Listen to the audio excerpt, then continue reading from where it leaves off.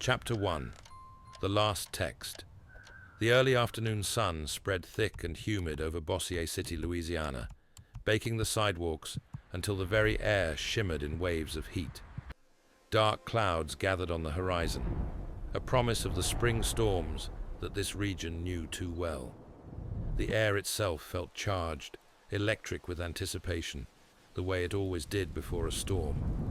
You could taste it, metallic and sharp, on the back of your tongue. The azaleas in front yards burst in violent shades of pink and purple, and the grass already gleamed with morning dew that wouldn't dry until evening came and went. In the quality control department of Precision Optical Systems, the fluorescent lights hummed their constant mechanical song. The factory floor was a cathedral of industry, rows of workstations, glass lenses stacked like offerings, and the perpetual smell of machine oil mixed with glass polish. A scent that had become as familiar to Alex Thornton as her own breath over the past 5 days. She sat at her station, hands moving with practiced precision, inspecting optical lenses against the day's quota. Each lens passed through her fingers like a small prayer. Check the curvature, measure the thickness, pack it carefully in foam. The work was repetitive, meditative almost, but her mind was already elsewhere, counting the minutes until freedom. Her supervisor, Frank Whitmore, a man of 50-some years with reading glasses dangling from a chain around his neck and a belly that spoke of too many diner breakfasts, had praised her work that morning. "You're a natural, Alex," he'd said, leaning over her shoulder, his breath smelling faintly of coffee and peppermint. "Most kids your age don't have the patience for precision work. You're going places." She'd felt a small swell of pride, her first real job, her first real paycheck, sitting in an envelope in her locker with her name printed on it in official lettering. She was almost 18. The world felt suddenly large and possible, like a door she hadn't known existed had just swung open. James Rivera, a tall operator with shadows permanently etched under his eyes, and a nervous energy that made him seem like he was always listening for something just out of earshot, appeared at her station around 1:30 p.m. He'd been working at Precision Optical Systems for 3 years, long enough to know everyone by name, long enough that his quiet intensity had become almost invisible to the other workers. People stopped noticing James, the way they stopped noticing the hum of the air conditioning or the faint chemical smell from the polishing station. "Frank said you needed a ride," James said, tugging at the edge of his shirt collar. There was something strained in his smile, something he tried to mask with forced good nature, like an actor who'd forgotten his lines but was improvising as best he could. She'd noticed this before about James, the hesitation, the way he looked at people slightly too long before answering questions, as if calculating the safest response, the one least likely to draw attention. "Thanks for the ride," Alex replied, already gathering her things, her worn canvas backpack with the peace sign patch sewn on by Sienna, her water bottle covered in stickers from bands she liked. She was eager to get home, shower, change clothes. Her mother had promised to take her to the bank to open her first account, a real checking account with her name on the checks. Adult stuff. Her boyfriend Marcus in Denver had texted earlier, "Can't wait to see you next month. Proud of you, babe." The words had made her smile all morning, a secret warmth she carried with her through the monotony of lens inspection. In the break room, James helped her gather her jacket from the coat rack. Through the windows, they could see the parking lot shimmering in the heat, the asphalt soft and sticky. 2 other employees sat at the corner table. Betty, from accounting, a woman in her 40s with frosted hair and a weakness for true crime podcasts, and Miguel, who worked in shipping and always wore the same faded Mets cap. They didn't look up as James and Alex left. No one ever seemed to notice James, which was odd for someone so tall, 6'2" at least. He moved through the world like a shadow, present, but somehow transparent. The drive through Commerce Street Extension was suffocating in its silence. Alex's fingers drummed nervous rhythms on her purse, a thrifted leather bag she'd found at Goodwill, and declared, Vintage. She asked James how his week had been.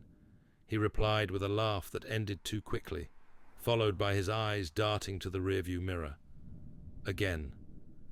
She'd noticed this pattern before, the hesitation, the constant checking, as if he was perpetually aware of being followed or observed.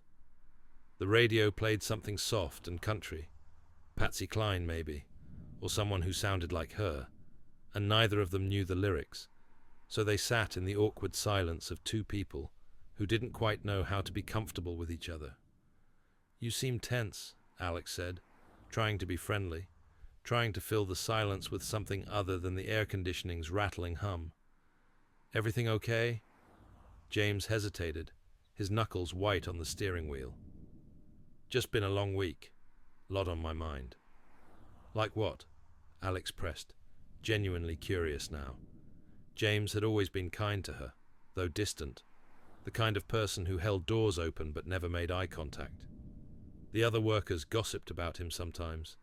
Something about a girlfriend who'd left him, something about debt, something about his mother being sick.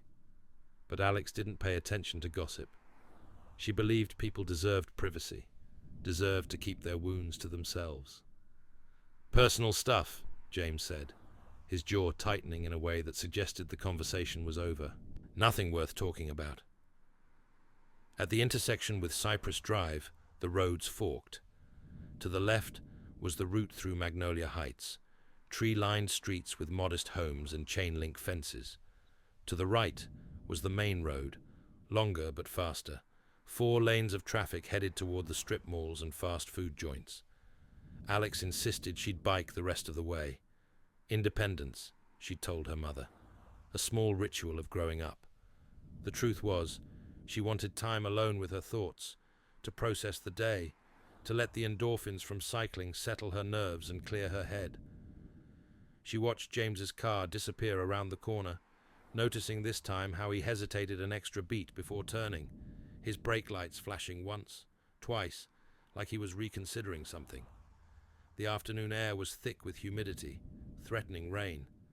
Azalea hedges burst in their violent colors. Clouds loomed darker over the distant pines. Alex pedaled onto Magnolia Heights Road, her tires whispering against the asphalt, the chain clicking rhythmically. The neighborhood was quiet in that late afternoon way, dogs barking somewhere, a lawnmower in the distance, the smell of someone grilling in their backyard. Mrs. Eleanor Cornwell, the elderly woman who lived at 42 Magnolia Heights, was watering the maple tree in her front yard. She saw Alex pass, waved absently, her face shaded by a wide-brimmed straw hat. Alex waved back, thinking how nice it must be to have time to tend gardens, to live such a slow and careful life, to measure your days in watered trees and weeded flower beds. 2:17 p.m. Alex sent the text to Marcus. "Got off work early. Talk soon?" She hit send, watching the blue bar slide across the screen, the word "delivered" appearing beneath the message. But it would never be read. In Denver, Colorado, Marcus Chen stared at his phone screen for exactly 8 seconds. Then again. Then he called the Thornton house, his hands trembling so badly he nearly dropped the phone. His voice was tight, controlled. But underneath was something else. Fear. Guilt, maybe. A terrible certainty that something had gone wrong, that the plan had failed, that she was supposed to check in and she hadn't. She'd been so happy about her first real paycheck, so excited to see him next month. They'd planned everything. Everything was supposed to work perfectly. But now, silence. Margaret Thornton was at the animal clinic when the phone rang. She was in the middle of vaccinating a German shepherd, a big, anxious dog that kept trying to lick her face, her gloved hands steady, despite the chaos of barking and whining that filled the kennel area. "Hold on, Marcus," she told him, stepping away from the examination table, handing the syringe to her assistant. In the hallway, away from the barking, with the fluorescent lights buzzing overhead and the faint smell of disinfectant in the air, she heard the panic in his voice. "Where's Alex? Is she home? Has she called?" His words tumbled out so fast they seemed to collide with each other, a verbal pile-up. "Marcus, what's wrong? Alex isn't home yet. She's probably just... She bikes slow. You know how she is. Why are you..." But he'd already hung up. The dial tone hummed in her ear like an accusation. Margaret tried calling home. The phone rang 4 times before David answered. Their 14-year-old son, his voice thick with the distraction of someone playing video games and only half listening to the world. "Yeah," he said, and she could hear the explosions and gunfire in the background. "Is Alex home?" "No, haven't seen her." "Did she call?" "No." "Mom, I'm in the middle of..." Margaret's stomach performed a small, sick twist, the kind of feeling mothers get when instinct screams that something is wrong. She told her supervisor she was leaving early, that there was a family situation, and her supervisor, a kind woman named Rita, who had 3 kids of her own, just nodded and said, "Go. We'll cover for you." By the time Margaret pulled into their driveway on Whitlow Drive in Magnolia Heights, her hands were already shaking. The house looked normal. Mailbox open, lawn needing mowing, David's skateboard lying on its side by the garage door. But something felt wrong, the way a house feels wrong when you come home and realize you've left the stove on. By 4:15 p.m., Alex's bike lay on its side by the front gate, the front wheel still spinning lazily. Her purse, straps tangled in the wet grass. When did it rain? She couldn't remember seeing rain, sat abandoned, keys and makeup spilling onto the lawn like evidence at a crime scene. Inside the house, the air smelled normal. Afternoon television murmuring from the living room. Leftover pasta from lunch still sitting in a pot on the stove. David was upstairs playing video games, oblivious, his headphones blocking out the world. The clothes Alex had laid out for Saturday remained untouched on her bed. Jeans with embroidered flowers on the pockets, a vintage band t-shirt she'd bought at a thrift store. 2 uncashed paychecks sat stacked on the kitchen counter, beside Margaret's handwritten note in her careful script. "We'll open your account tomorrow." The mailbox hung open, stuffed with bills and advertisements, and a catalogue for community college courses. Margaret's hands trembled as she called 911 at 4:47 p.m. Her voice cracked as she explained. Missing daughter, 17 years old, last seen riding her bike home from work, purse in the yard, bike abandoned, no note, no explanation. The dispatcher's voice was calm, practiced, asking questions Margaret couldn't quite focus on. What was she wearing? Any medical conditions? History of running away? Recent arguments? "No, no, no," Margaret kept saying. "She's a good girl. She wouldn't just leave. Something's wrong." By the time Detective Tom Kerrigan pulled into the driveway at 6:15 p.m., 5 hours, 28 minutes after Alex disappeared, the light was fading fast, the sky turning that particular shade of purple that comes before true darkness. 5 hours where anything could happen. 5 hours already lost. The golden hours, they called them in law enforcement. The hours when a missing person case could still be solved, when the trail was still warm, and they were already gone. Kerrigan moved through the house with the quiet efficiency of a man who'd seen too many cases, who'd learned not to hope too much or despair too quickly. He paused at the door to Alex's room, letting silence wash over him. His notebook opened to a clean page, but his mind teemed with the weight of lost time. He observed the small details that others might miss.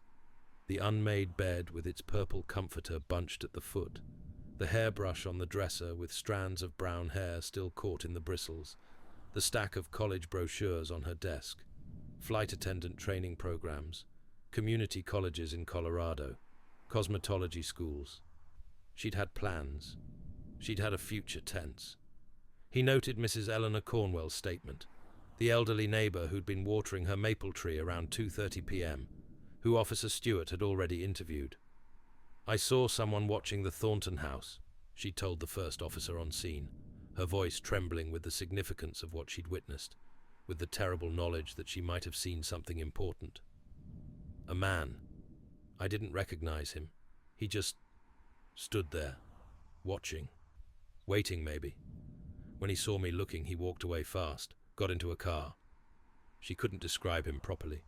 Light hair, or maybe dark, tall, or average height. She wasn't certain. Her eyes weren't what they used to be. The vehicle? A van, maybe? Brown? Or grey? I wasn't paying that much attention, but something about it felt wrong. You know how sometimes you just feel like something's off? Kerrigan's instincts tingled. Red flags everywhere, but also 5 hours of silence. 5 hours where a young girl could have been taken anywhere, across state lines, into the bayou, into a basement. 5 hours where anything could happen. James Rivera's odd evasions surfaced again in Kerrigan's mind, how the operator's gaze flickered when asked questions, how he recited his schedule too perfectly, like he'd rehearsed it. Tom's gut screamed, someone's lying, someone knows more than they're saying, but was it James, or someone else entirely? The ex-boyfriend, a stranger, a crime of opportunity? As dusk bled into night, Kerrigan stalked the neighborhood, reconstructing the route. Cypress Drive to Magnolia Heights, less than a kilometer, maybe 6 blocks. Where were the witnesses? Why did James seem uneasy? Was Mrs. Cornwell's mysterious man real, or the paranoid observation of an elderly woman who watched too much true crime television? At midnight, police tape fluttered in the heavy Louisiana air, yellow ribbons marking the perimeter of a mystery. The first real raindrops began to fall, fat and warm, drumming on car roofs and making halos around the streetlights. Anxiety swelled behind every locked door in Bossier City. Kerrigan sat in his unmarked car, rain drumming on the roof like fingers tapping out a nervous rhythm, scribbling his first impressions in the small notebook he always carried. The job was to see what others missed, to trust nerves and patterns, to tease truth from routine and lies from nervousness, to find the thread that, when pulled, would unravel the whole mystery. "Okay, Alex," he whispered to the empty car, to the photograph of her smiling face that Officer Stewart had given him. A school photo from last year, her expression full of hope and possibility. "Someone took you. Someone in this town knows exactly what happened, and I'm going to find them before it's too late. I promise you that." Outside, the storm intensified, thunder rolling across the sky like God-moving furniture. Chapter 2. The Wrong Man. The morning sun slanted harsh and unwelcoming into the small interview room at Bossier City Police Station. Room 3B, they called it, a windowless cube that smelled of old coffee, stale air, and the accumulated anxiety of 1,000 interrogations. The walls were institutional beige that suggested neither comfort nor menace, just bureaucratic neutrality, the kind of color that made you forget where you were. A single fluorescent light hummed overhead, casting everything in a sickly pallor that made healthy people look guilty, and guilty people look like corpses. Detective Tom Kerrigan sat across from James Rivera, whose fingers were clenched around a styrofoam cup of weak coffee that had gone cold an hour ago. The coffee had left a brown ring on the metal table between them, a perfect circle, like an accusation. James looked smaller than he had at the factory, hunched, defensive, his tall frame folded in on itself like a carpenter's rule. The room smelled slightly of his nervous sweat beneath the industrial cleaner, a sharp, acidic smell that Kerrigan had learned to recognize over years of interrogations. "Let's go over Friday one more time," Kerrigan said, his voice level, almost friendly. It was the third interview with James in 48 hours, and the details hadn't budged. They remained consistent, perfectly consistent, in a way that real memories rarely were. Real people misremembered. They second-guessed themselves. They changed details upon reflection, mixing up times and places and who said what. But James was a machine of repetition, his story polished smooth like a stone worn by water. "I worked until 1, James answered, his voice stronger this time, but his left hand trembling slightly, making small vibrations in the coffee that caught the light. I clocked out, grabbed lunch at the Sonic across the street, chicken sandwich, no onions, helped Alex Thornton with her ride home. Like I said before, like I've said every time. James's lawyer, Kenneth Walsh, interjected, his voice firmer than before, carrying the weight of expensive education and years of defending people in rooms just like this one. He was a man in his mid-40s, with the polished appearance of someone who'd been getting paid by the hour for a very long time. His suit was expensive, impeccably tailored, charcoal grey with subtle pinstripes, and his tie was silk, probably Italian. The kind of lawyer who made you wonder how a factory worker could afford him. "Detective," Walsh said, leaning forward slightly, his hands folded on the table like a priest about to deliver a sermon. "My client has clarified his timeline multiple times now. He left Precision Optical at 1 o'clock, dropped Miss Thornton at her request at the intersection of Cypress and Commerce, exactly where she asked to be dropped, I might add, and arrived home before 2. His mother confirms he called her at 2:20 p.m. to tell her he was home and to ask if she needed anything from the store. Are you planning formal charges, or is this harassment?" Kerrigan ignored the question, focusing instead on building pressure. He'd learned long ago that pressure was a tool, perhaps the most important tool in his arsenal, and James Rivera was trembling like a glass about to shatter. The key was knowing exactly how much pressure to apply, when to push and when to back off, when to be the sympathetic friend and when to be the accusing father. "A witness saw your car on Magnolia Heights Road around 2:45 p.m., Kerrigan said, letting the statement hang in the air like smoke. "Mrs. Cornwell? She lives on that street." "Did you return there after dropping off Alex?" James answered quickly, too quickly, the words tumbling out like he'd been waiting for this question, rehearsing his response. "No, I drove to the auto shop on River Avenue. Carl's place, you know it? Big sign that says Carl's Auto with the cartoon car on it. You can ask Carl, the mechanic. He probably remembers. I stopped for a tail light fix. The left one was out. Been out for a week. And then I went home. That's it. That's all I did." Kenneth produced a statement from his briefcase. Expensive leather. Probably cost more than James made in a month. Sliding it across the table with deliberate care, like a prosecutor presenting evidence. Carl Brand confirms seeing James between 2:30 and 2:50. He saw him drive away heading east on River Avenue. It's all documented. Date, time, and signature. Carl remembers because James paid in cash, all singles, and Carl joked about him being a stripper. Kerrigan flipped through his file, but pressed on, undeterred by contradicting evidence. This was the pattern he'd perfected over 12 years of detective work. Push through the facts when they don't fit your theory. Establish certainty, even when uncertainty was the only honest answer. Sometimes the facts were lying too, in their way. Sometimes an alibi was just another kind of deception. "Mrs. Cornwell, Alex's neighbor," Kerrigan continued, watching James's face carefully for any micro-expression, any tell, saw someone watching the Thornton house around that time. She described light hair, brown van. "Do you have a van, James?" "No," James replied, defensively this time, his voice rising slightly. "And I don't have light hair."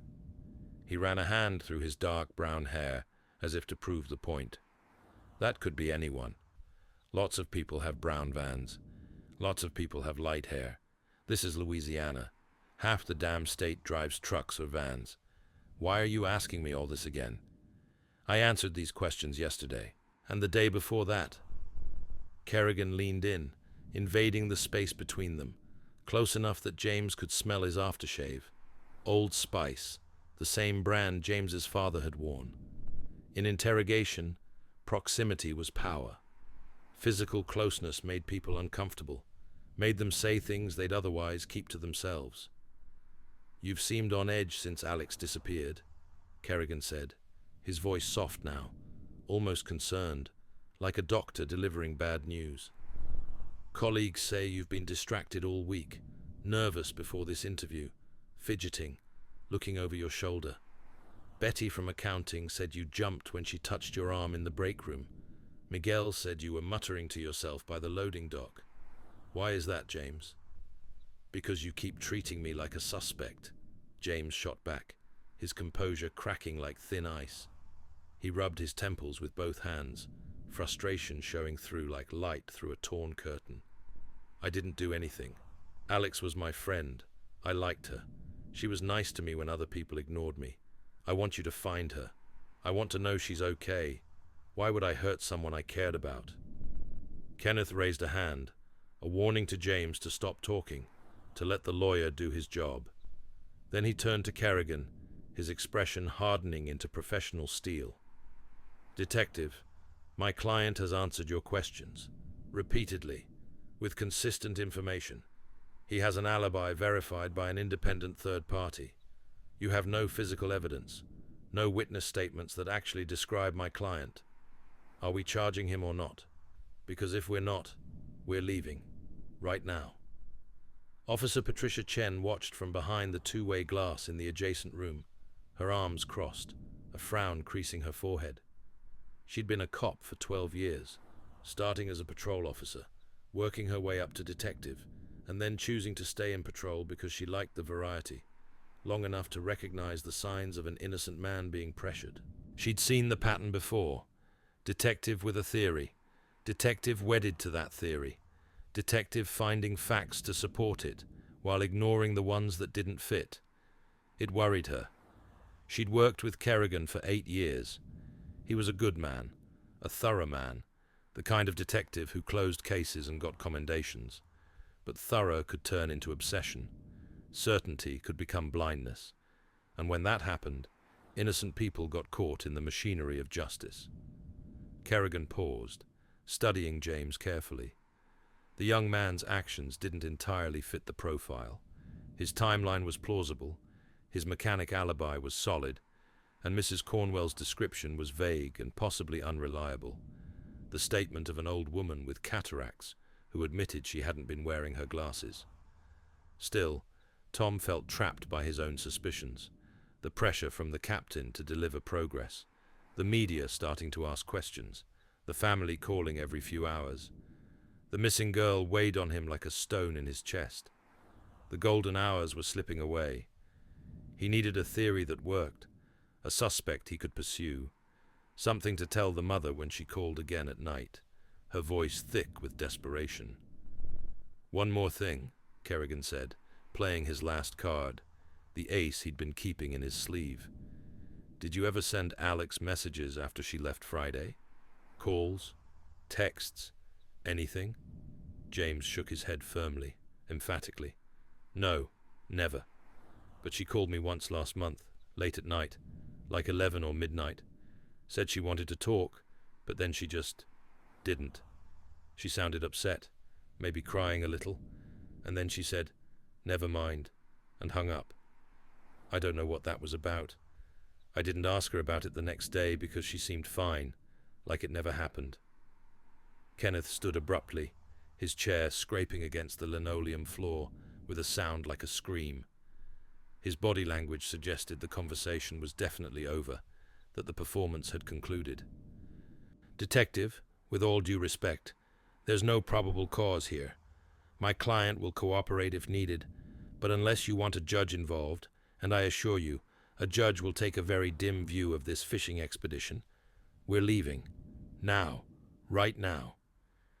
Kerrigan sighed and closed the folder, the gesture theatrical, meant to suggest reluctant acceptance, a chess player acknowledging checkmate. Fair enough. We'll continue checking your movements with cameras and other witnesses. Don't leave town. Officers will check in regularly, but you're free to go. James paused at the door, his hand on the frame, his shoulders rounded inward, making him seem smaller than his 6'2" frame. I just want her found, he said quietly, not meeting Kerrigan's eyes. I'd help if I could. I'd tell you if I knew anything. Please find her. Kerrigan watched him leave, watched Kenneth Walsh place a protective hand on James's shoulder as they walked down the hallway toward the exit. The lawyer said something to James, Reassurance, probably, or a warning to keep his mouth shut and not talk to anyone without legal representation present. Outside the interview room, in the narrow hallway lined with filing cabinets and water-stained walls that spoke of years of deferred maintenance, Officer Patricia Chen was waiting. Kerrigan turned to her before she could speak, before she could voice the doubts he could see written on her face. "Keep tabs on him," he told Officer Chen quietly, his voice low, so the uniformed officers at the far end of the hall wouldn't hear. "Informal observation.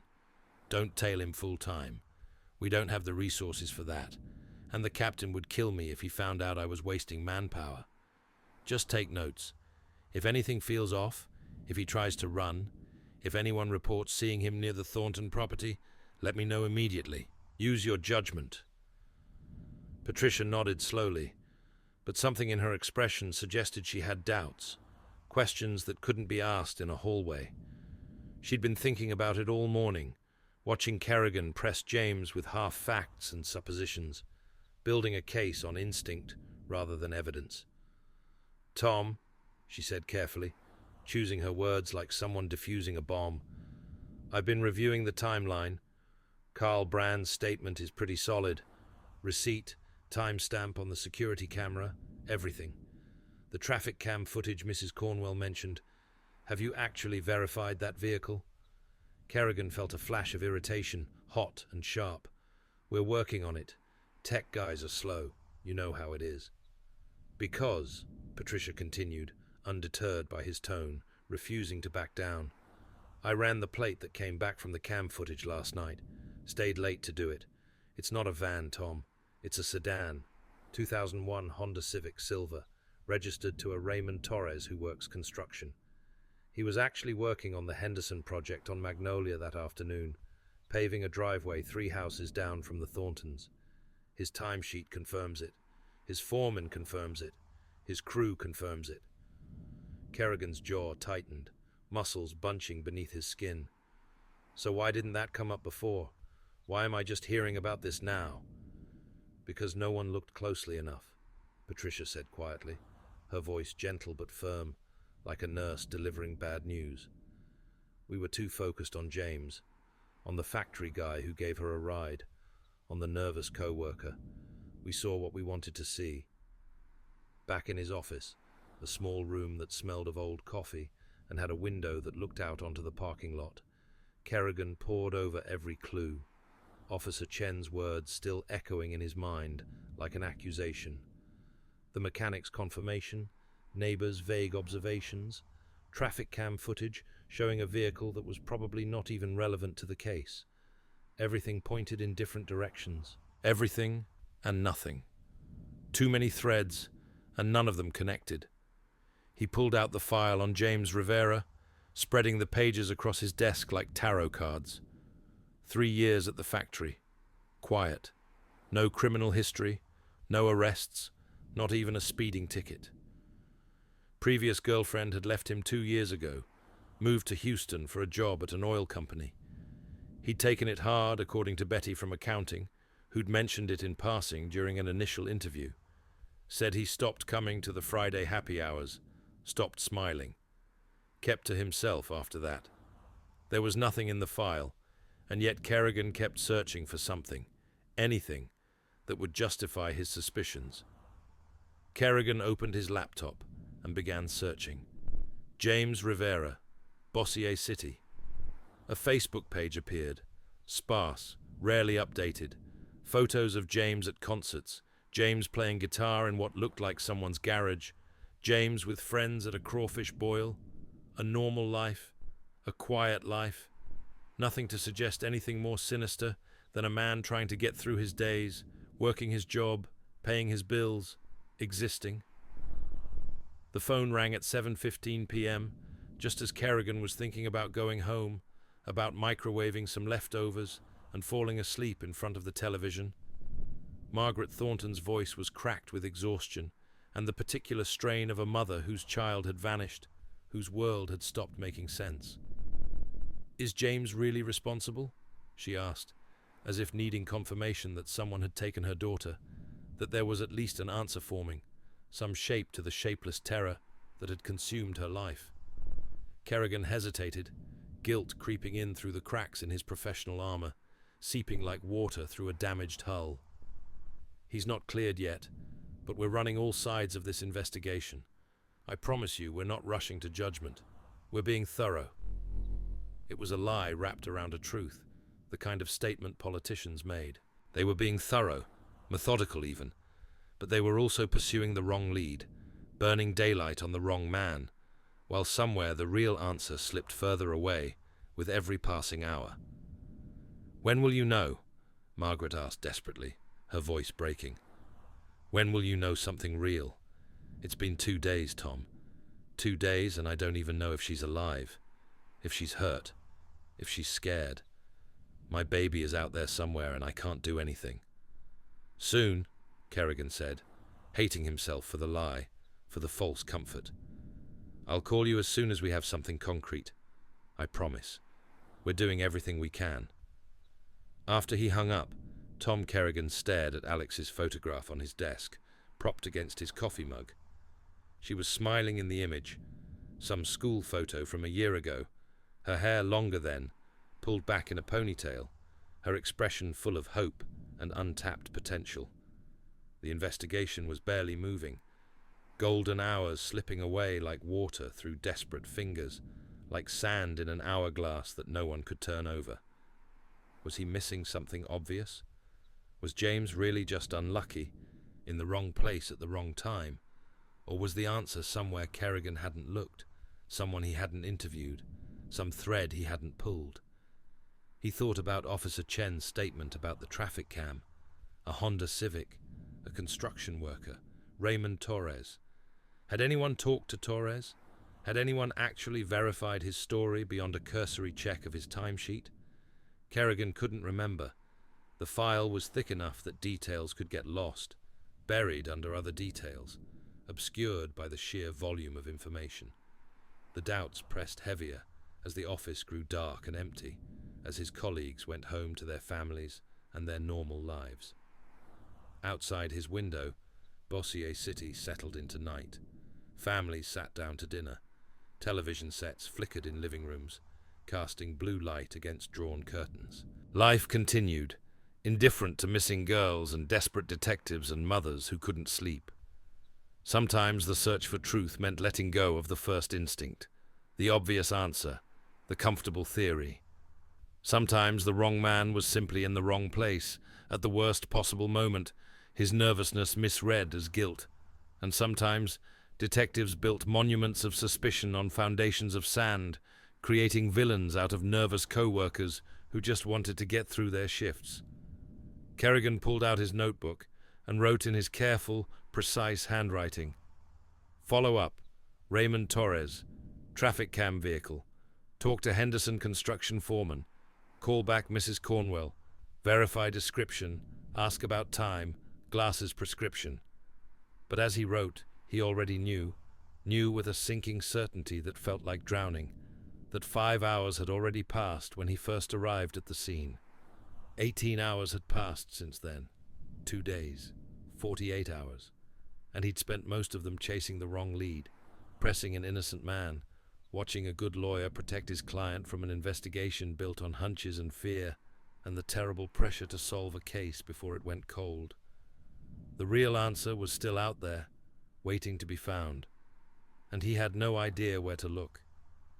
Outside, rain began to fall again, drumming against the window like accusatory fingers. Chapter 3. Buried Secrets. Morning broke over Bossier City, with rumbling thunder and streaks of uncertain sunlight through the storm clouds, the kind of morning that couldn't decide what it wanted to be. Detective Tom Kerrigan had barely slept. His small one-bedroom apartment was littered with files spread across the coffee table, cold cups of coffee forming rings on every available surface, and half-burned cigarettes in an ashtray he'd promised himself he'd stop using.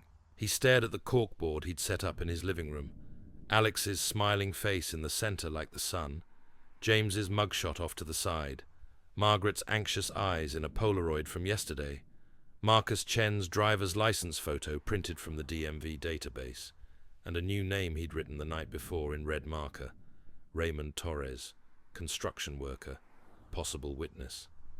The corkboard was connected by red string in the classic detective movie fashion, lines linking people to places to times, a web of possibilities that looked impressive but told him absolutely nothing. It was theatre, he realized. Performance art masquerading as investigation. In the station, Kerrigan's mood was brittle, sharp edges barely contained. The coffee tasted like burnt rubber and regret. Officer Patricia Chen met him by the machine, handing him a stack of traffic cam printouts and her notes on the Civic. Neat, organized, color-coded, because Chen was the kind of person who believed systems prevented chaos. Torres clocks in with Henderson Construction every day, she reported quietly, her voice low so the other officers wouldn't hear. No criminal history. Lives with his girlfriend and her kid. No connection to the Thornton family that I can find. Different parish, different schools, different church. Nothing overlaps. Kerrigan nodded, gratitude and embarrassment warring inside him, two emotions locked in combat for his soul. Chen was good at her job, better than him maybe, certainly more careful, more willing to admit when she was wrong. The squad room stirred with tension, officers moving with the careful deliberation of people trying not to trigger an explosion. Word of James's release had spread through the station like smoke. Some officers muttered that Kerrigan had let the suspect walk, others avoided eye contact, uncomfortable with the implication that they'd been pursuing the wrong man. Kerrigan moved through it like a ghost, doubting every step, questioning every instinct that had seemed so certain 48 hours ago. The family liaison, Officer Stewart, a kind woman in her 50s who'd raised 4 kids of her own and had the patience of a saint, caught his arm. "Margaret wants to talk again," she said softly. "She's in the waiting area. Been here since 7. Brought David with her." Margaret's exhaustion was palpable, visible in every line of her face, every shadow under her eyes. She looked like she'd aged a decade in 3 days, her hair unwashed, her clothes the same ones she'd worn yesterday. "Tom," she whispered, her voice trembling like a leaf about to fall. "What's next? Why does everyone seem so sure James is guilty when you're obviously not anymore? What changed? What aren't you telling me?" She leaned in, close enough that he could smell her perfume, something floral and fading, mixed with the sharp tang of stress sweat. Alex was different the past few weeks, quiet, distracted. She fought with David more than usual, barely spoke to Marcus when he called. And then the diary. It's gone. I looked everywhere for it, tore her room apart looking. I thought maybe it would have answers, you know, about where she might go, who she might trust. Kerrigan's pulse quickened, that familiar rush of a new lead, a door opening in a house you thought had no exits. "Diary? You never mentioned a diary before." "I didn't think, teenage girls keep diaries, right? It's normal. But this one..." Margaret's lips trembled, her voice breaking. "We argued about college, about her future, about moving to Denver to be with Marcus. I told her she was throwing her life away for some boy she met online. She told me I was suffocating her. We said terrible things to each other, Tom. The kind of things you can't take back." David stormed in, face flushed with anger. Nobody cares what happened to her but us. Kerrigan knelt in front of him. "David, did Alex ever mention wanting to disappear? Did she say anything about running away?" "No, but she got texts late at night. Wouldn't let me see. She asked me once how long it takes to get to Dallas by bus. She was scared of Mom finding out." Wheels spun in Kerrigan's mind. He requested Alex's phone records, everything, every call, every text, every digital fingerprint. Outside, thunder rolled. Kerrigan drove to the Thornton home. In Alex's room, Margaret handed him a box, letters, photo strips, ticket stubs from concerts. He sifted through layers of teenage life, poetry scribbles, a broken necklace, dozens of yellow post-its with song lyrics and drawings. Then, bus schedules, a map of Denver folded twice, phone numbers with Texas and Colorado area codes, hotel addresses, hostels, notes in Alex's handwriting, cost of living, job opportunities, how far from Marcus. David lingered at the doorway. She told me not to tell Mom, said she'd make things worse. Kerrigan pressed further. What did she say about Denver? Only that Marcus was sending money. She asked if I wanted to go too. David's defensiveness wavered. I thought she was joking. Searching for Sienna led to Northeast Louisiana Technical Institute, a recent dropout. Kerrigan found her at a coffee shop, her face pale under purple-dyed hair. She bit her lip as Kerrigan showed her Alex's photo. We talked about leaving, just getting out, starting over, Sienna admitted. Alex hated it here. Her mum's controlling, always checking up, never letting her breathe. Marcus wanted her in Denver, but she didn't want to rush into it. Did she ever talk about hiding? Kerrigan pressed. Only once. She said, sometimes I wish I could disappear just for a while, but she was scared of making a big mistake. Kerrigan's gears shifted. Was Alex gone by choice, or was someone helping her escape? Back at the precinct, Patricia Chen and Kerrigan reviewed Alex's bank records. A recent deposit, $400 made in Shreveport, transferred to a Denver account. That's not a teenager's allowance, Chen noted. Kerrigan called Marcus, who answered, voice thin, answering every question with defensive precision. Alex saved. I just sent what she asked. We were planning, but she said to wait. She was worried her mom would find out. Did she talk to anyone else? Did she mention feeling threatened? Marcus hesitated. She didn't want to talk about her mom. She trusted David, but not the rest of her family. The detective sensed the truth. This was a girl boxed in by expectations, plotting escape, and someone, helped her vanish. A break came later that day. A message flagged in Alex's unread emails, an encrypted chat with a contact called Juniper. The messages detailed plans to meet at a Shreveport bus station, April 13th, at 2 a.m. The conversation was careful, deliberate. Wear the blue hoodie. Don't bring your phone. Leave the bag. We'll get you out safe. Kerrigan burned with frustration. How many secrets lay beneath the surface, protected by layers of fear and misdirection? He summoned Officer Stewart, Patricia Chen, and the tech squad to comb through everything. Ticket sales, security footage from the station, witness statements. The video from the bus depot was grainy, but clear enough. At precisely 1:52 a.m., April 13th, just hours after her disappearance, Alex enters wearing a blue hoodie, glancing over her shoulder twice. She meets a young woman, Sienna, who hugs her. They vanish out the exit together. No sign of force, no signs of distress. Just two girls escaping into the night. Kerrigan watched the footage again and again, the pieces of Alex's life assembling like a puzzle. 5 hours, 28 minutes from when she was last seen to when she was secretly filmed getting on a bus to Dallas. Everything had been planned. Everything was coordinated. He pulled out his notebook and wrote, "Case status, not a crime, voluntary disappearance, family emergency, missing person resolved." Margaret Thornton sat on the edge of Alex's bed, gripping a teddy bear from childhood. "She's out there, isn't she?"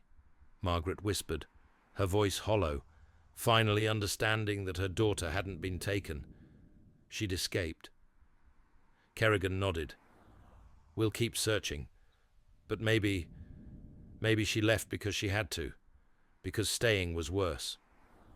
David was silent, tears streaming down his face. Not tears of fear, but of understanding. His sister had been drowning, and she'd found a way to save herself.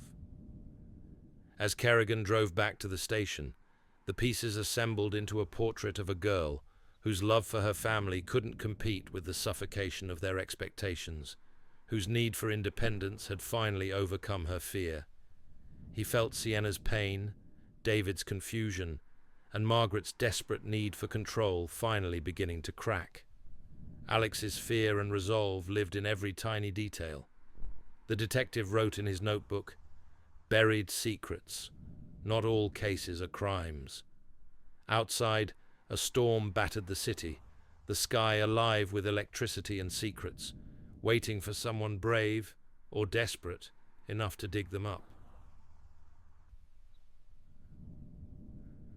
Chapter 4. The truth emerges wind, whipped around the Bossier City police station as Detective Tom Kerrigan stared out at the rain-soaked streets.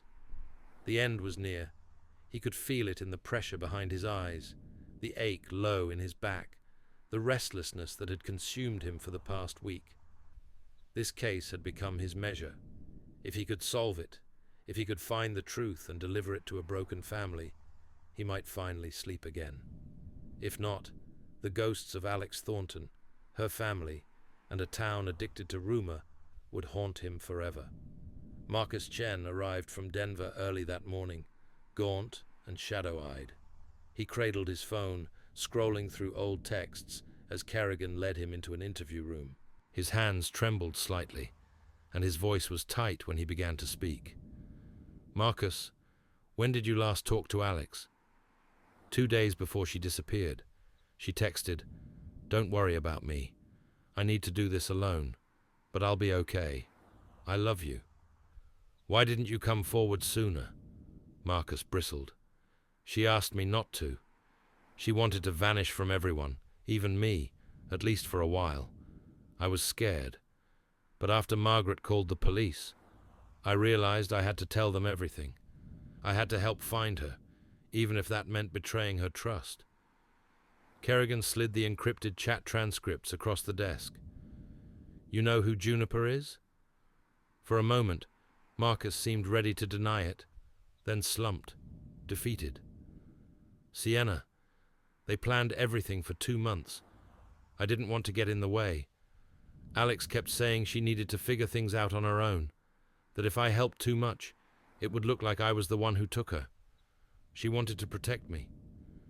She bought a bus ticket to Dallas, but Sienna switched plans, right?" Marcus nodded slowly. "They figured that if everyone was watching Denver and Dallas, they'd head west instead. Sienna had family in Amarillo. They'd lay low there for a few months, until Alex turned 18. Kerrigan closed the file. Things began clicking together. Bank wires, bus schedules, the absence of a real crime, but the omnipresence of real pain. At the station, Officer Patricia Chen tracked purchases from the Denver account. Alex was careful. Prepaid phones, small payments in 3 states, no Instagram posts, only a single voicemail to David. "I'm okay. You'll understand someday. I'm sorry, but I had to do this. Love you." David turned the phone over and over in his hands, his face unreadable. "She did it to get away from Mom." His words were sharp, but beneath them lay something softer, a note of relief, mixed with guilt. "Did you feel she was in danger?" Kerrigan pressed. "Would she ask you to join if it was that bad?" David shook his head. "No, it was her fight. I was just collateral damage." Margaret Thornton, hollow-eyed, confronted Kerrigan that afternoon. "Do I call the police in Colorado? Hire a private eye? What does a mother do, Tom? She's out there because of me." Kerrigan's voice was gentle but firm. "She's out there because she needed to breathe. You didn't fail her. You lost her before you even knew she was slipping away. But maybe this is how she finds herself." Margaret's face crumpled. "Tell her to come home." Kerrigan nodded, understanding the request, even as he knew it was impossible. "If she ever wants to, I will." The following days brought closure, of a sort. Alex's trail was faint, but she was alive, confirmed through a phone call with a Texas state trooper who'd found her with Sienna at a bus station in Amarillo. She refused to come home, but wasn't in immediate danger. Kerrigan relayed the news to Margaret and David. A family meeting was arranged on neutral ground, supervised by social workers. It would take time, months, maybe years, for the real conversations to begin. Marcus flew back to Denver, the young man who'd loved Alex enough to let her go, who'd helped her escape the very thing he himself had wanted. Escape from a small town, from expectations, from the suffocation of other people's dreams. Sienna returned to her family, facing her own fractured future. Her mother wept, relief and anger mixing in her tears. Her father began paperwork for family therapy. The girl who'd been Juniper, the secret architect of escape, would now have to navigate the ordinary consequences of extraordinary choices. Margaret and David started counseling, family therapy, with a woman named Dr. Patterson, who specialized in estrangement and reconciliation. The home felt less like a shrine to a lost daughter, and more like a place where living was allowed again. Officer Patricia Chen submitted her report on the case closure. She noted Kerrigan's errors, the focus on James, the assumptions based on limited evidence, the way suspicion had shaped perception. But she also noted his eventual willingness to see the truth, his ability to admit when he was wrong. Those qualities, she wrote, were rare in law enforcement. A month later, Kerrigan sat at his favorite diner, rain pelting the windows in sheets. The case was technically closed, though closed felt like a lie. There was no triumph, no parade, no killer behind bars. Only a sense of choices made and consequences to live with. The Thornton family fractured but healing, Alex alive but gone, Sienna transformed into something harder by necessity, Marcus learning the meaning of sacrifice. Officer Chen joined him, sliding into the booth across from him, ordering coffee without asking. "Happy ending?" she asked, half teasing, half cynical. "Who's to say?" Kerrigan stirred his coffee, watching the cream swirl into patterns before dissolving. "Alex is free, but have any of us learned what to do with freedom? Her mother is learning to let go. David is learning that loyalty to family doesn't mean surrendering yourself. Marcus is learning that love sometimes means releasing. And I'm learning that justice isn't always what you think it is." Chen considered this, nodding slowly. "Maybe sometimes there's no one to blame. Sometimes it just hurts." "That's the secret," Kerrigan said. "Life's not a puzzle you get to solve. Sometimes you just find a little truth and hope it's enough to live with." Outside, a slice of sun broke through the clouds, painting the wet streets gold.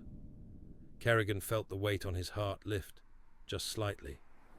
The world went on, wounded, imperfect, stitched together by love and loss in equal measure. And somewhere on the road west, Alex Thornton started her new life under a different name, a little less afraid, a little more herself. She worked at a diner, saved her money, called David every Sunday when she knew Margaret wouldn't pick up. The wounds would take time to heal. Some might never fully close, but she was alive, and she was free, and for now, that was enough. 6 months later, a letter arrived at the police station addressed to Detective Kerrigan. The envelope was postmarked from Colorado, and inside was a single page in Alex's careful handwriting. "Detective Kerrigan, I know this might seem strange, getting a letter from the girl who was never really missing, but I wanted you to know that I'm okay. Better than okay. I'm in Denver now, living with Marcus and his family. I got my GED. I'm taking community college classes. I've never been happier. I know my disappearance caused pain. I know my mother is still learning to forgive me, and I'm learning to forgive her. My brother visits sometimes, which is better than I expected. We're talking again. I want you to know that what you did, looking past the obvious, being willing to change your mind when the evidence demanded it, that mattered. You could have destroyed James Rivera's life. You could have built a false case against an innocent man and called it solved. But you didn't. You kept looking, and you found the truth. Thank you for that. I don't know if I'll ever go home to Louisiana for good, but I know I can if I want to. That freedom, the freedom to choose, that's everything. Sincerely, Sarah Alexander, formerly Alex Thornton, P.S. Tell James, I'm sorry. Tell him that I was grateful for his kindness that day, even if I didn't show it. Tell him that sometimes when people are scared, they hurt the people trying to help them. He'll understand. Kerrigan read the letter 3 times, then filed it away in his desk drawer. He never showed it to anyone. Not Chen, not the captain, not Margaret or David. It was his, a private redemption, a reminder that sometimes the best outcome isn't the one you expected, and sometimes justice looks nothing like you thought it would. Years later, when he'd retired and had time to think about his career, he would remember this case more than any other. Not because he'd solved it brilliantly, but because he hadn't. Because he'd made mistakes and had to admit them. Because he'd learned that sometimes the missing aren't really gone. They're just running towards something, rather than away from something else. And sometimes, he thought, that's the truest kind of freedom. Outside the police station, life in Bossier City continued as it always did. The storms came and went. The azaleas bloomed and died. People made choices and lived with the consequences. And in the quiet moments between action and reaction, between what was and what could be, detectives and mothers and brothers and boyfriends all learned a little something about the nature of truth. It was messy, it was complicated, it was human, and for once, that was enough.